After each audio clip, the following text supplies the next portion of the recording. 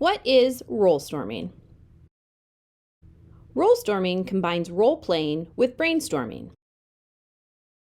Rolestorming is a design method invented and copyrighted by designer Rick Griggs in the 1980s. Participants assume someone else's viewpoint to help generate new ideas.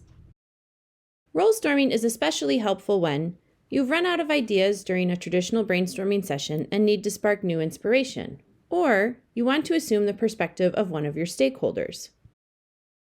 In the design cycle, it is part of the ideate and the empathize phases of design. Rolestorming can help change perspectives. It can spark new ways of thinking. It can encourage participants to consider the experiences of others, building empathy, and may help eliminate personal bias that can hinder brainstorming. Step 1. As a facilitator, choose the roles that your participants will use for brainstorming. Take time to ensure that the roles are age and context appropriate, because you need to consider whether or not your participants will be familiar enough with the role to use for brainstorming. Roles can be generic. For example, how might you redesign our school building if you were a billionaire? Or, what might a classroom look like if it was designed by a first grader? Finally, imagine that you're a parent who is new to our school. What would you want to see on our district website? Roles can also be extremely specific. What might English class look like if it was taught by LeVar Burton? Or, imagine that you're Mr. Rogers. What classroom rules might he come up with for our class? And finally, how might school look if it was designed by Oprah Winfrey?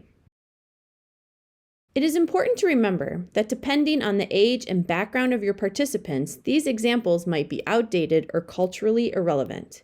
Whenever possible, do some pre-work to learn about your participants. For example, different generations may or may not be familiar with Mr. Rogers, LeVar Burton, or Oprah Winfrey. Step 2. Introduce the role to your brainstorming participants. Give participants a minute to adjust to their new perspective.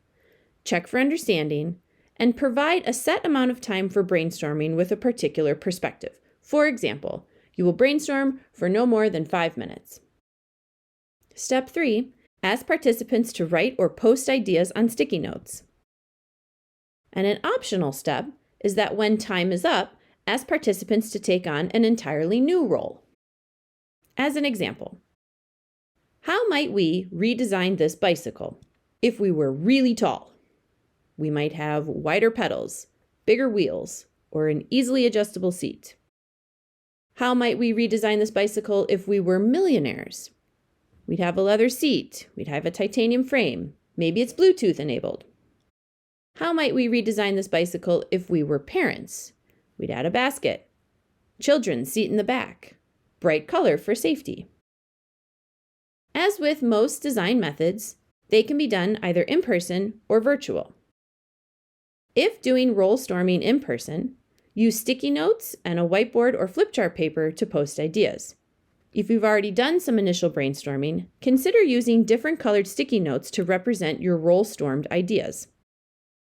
If this method is being used in a virtual space, use any virtual whiteboard app that includes a sticky note function, such as Microsoft Whiteboard, Padlet, or Jamboard. To review, this method is intended to push participants to think beyond their own perspective or experience. Familiarity with a role is key for individuals to engage. Roles should be age and context appropriate. And you can use more than one role during a brainstorming session to spark new ideas. Thank you!